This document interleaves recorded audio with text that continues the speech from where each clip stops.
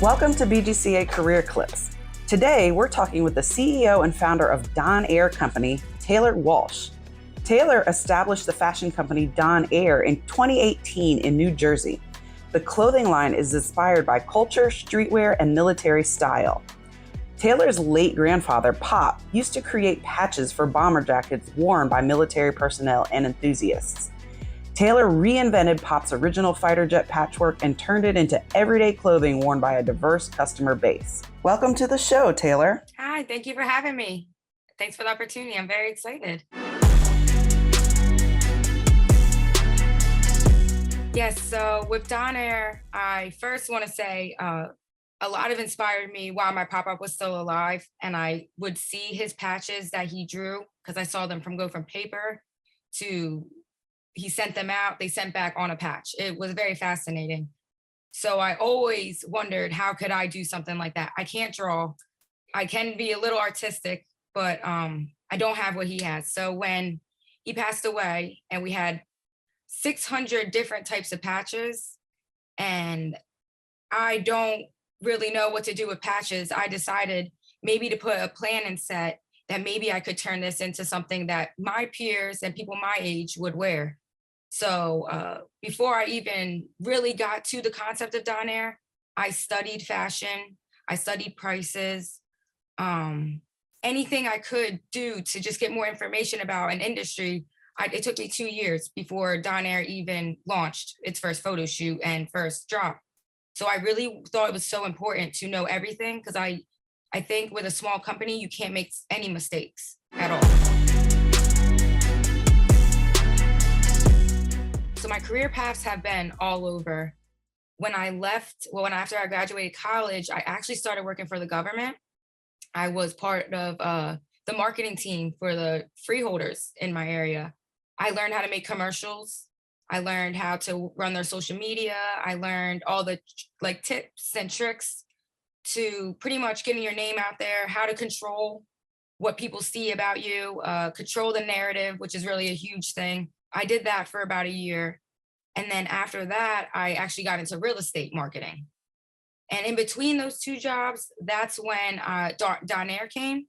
So I believe Don Air kind of brought me to my career in real estate marketing because real estate marketing was nothing like the government. It's very creative. You come up with slogans, you come up with ads. It's not as strict. So that in between doing fashion kind of drove me to the next part of my life. If I could say I learned anything, it would don't ever let anyone steer you from going for your dream. Or if you never did this before, don't say, oh, I can't do it, I might fail. Because I was very scared of failing. But once the 2 years done of all my prep work, there was no worry of failing. You did the work, now it's time to see the reward. And I would just say, always make sure you cross your T's, dot your I's, and you need to care about other people. Think about other people. I never went into this and said, I'm going to be a millionaire. I thought about this now, my pop-up's not here, but now people that never would have wore or bought his patches will wear them. People will see this that never would have. I actually, going into college, I thought I wanted to be a nurse. The reasonings weren't why you should want to be a nurse. After being in school for 2-3 years of nursing, I decided to switch my career path. So I switched to communications, where I'm very artistic. So I was able to do a minor of radio, television, and film, which I learned a lot about commercials, videos, music, editing. So after I went switch to communications, I felt like I was in the right place. And I think that it's really important to, if you don't think you're in the right career path, there's nothing wrong if you lost a couple years. Switch your career, change your major. This is your life. So it doesn't matter about the money or what people are going to think. You just got to really do what's best for you. I honestly love being the boss. The feeling you get from it and having that control of being your own boss is amazing. Not only just having your own schedule and having your own money when it comes. It's really about having control of your website, having control of what's being put out there? What is your name on? You're not working for a company that, maybe comes out and says they support something that you don't support. Everything that comes out, I support. The most interesting and fun thing I've had was it was my very first photo shoot. So I got a big group of people, my friends' kids, everyone that I could get a diverse group of people, all ages. And one of my pop-ups friends, well, a lot of my pop-ups friends own planes all over America. So right in Delaware, I was able to bring a whole two vans of people to his airplanes. He pulled his airplanes out for me on the field. He also has airplanes stationed outside of his house, like old airplanes, military style. And we were able to pose in the airplane, pose outside the airplane. He gave me full control, full range of airplanes for my photo shoot. People were blown away when honestly the photo shoot came out, because it was very unique. And that just gave me so much inspiration to keep on moving. And like, I knew that this was my path. I knew that was the day that I knew was my path, at that day of that photo shoot. It really was like a kind of like a dream come true.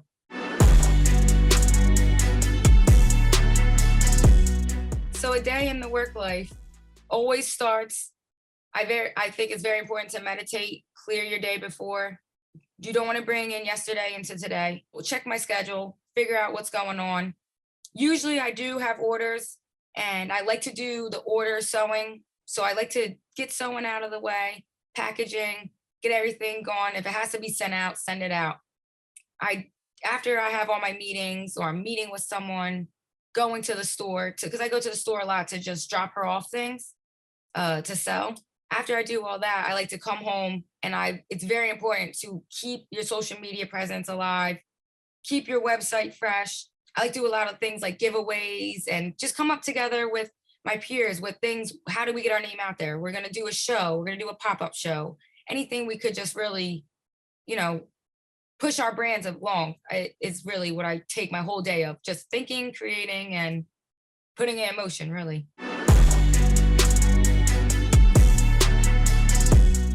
It's very important to know that don't reinvent the wheel.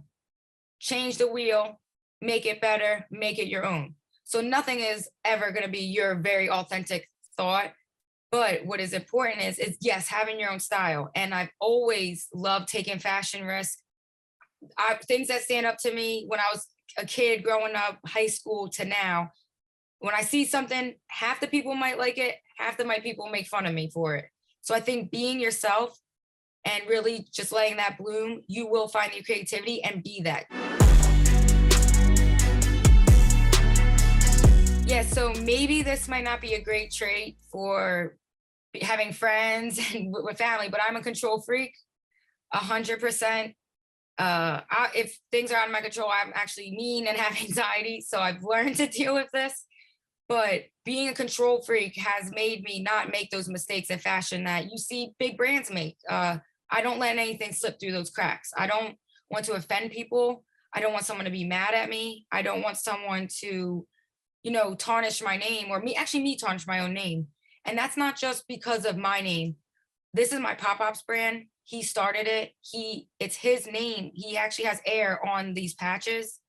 And I didn't want to disappoint him or my family. And everyone say, wow, you had a great idea, but you dropped the ball. Or you had a great idea and you said the wrong thing on social media.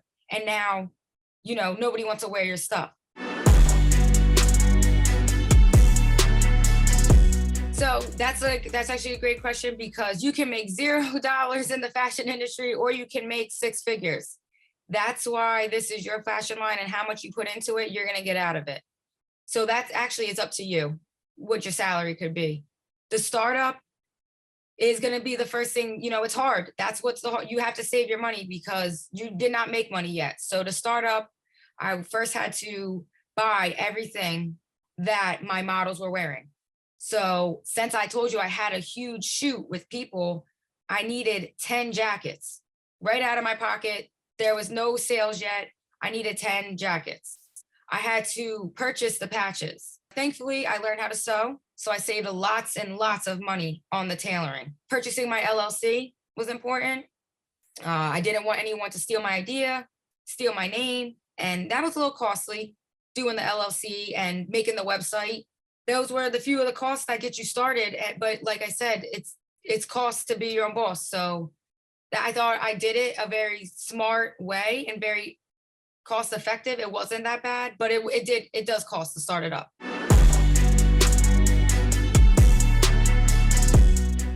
It's very important to work with the community, and if there's a brand that's already out or someone that you don't really know, share their things, get to know them, and maybe work with them. And that's what I did with one of the there's a clothing line right before me that came out, and I'm not gonna lie to you, it kind of did steer me to not do it. I said to myself, oh, maybe they're gonna think I'm copying them, or maybe they're gonna think that I'm their competition and they're gonna tell people not to buy my stuff. And they've already been established for a year or two. They might, do that to me. But instead of coming in with fear or thinking that, I bought their stuff right before my release date. I bought their stuff and I took a picture in it, and they actually posted me. So after I did my stuff, they did the same thing back. They shared my stuff, they bought stuff. And I thought to myself, actually collabing with people will probably bring me a lot more success than trying to compete. So I'm really big in movies and music and just anything that's entertainment. I've always kind of like found inspiration from. So like how weird it is I'm watching a movie and all I'm doing is watching what the people are wearing. I love even TV shows. I love watching like Wu-Tang or like BMF, anything on TV, and things they are wearing in the 80s or whatever fashion they have going on, whatever the show or movie is showing. I'm like, oh, that's a great idea. I already have bucket hats, but I didn't think about embroidering the whole rim. Or, oh, those jeans have patchwork all down them. I never thought of putting my patches on jeans. So it's like keeping that eye open and taking in the world around you and your environment. You'll always be creative. You can get creativity from anything.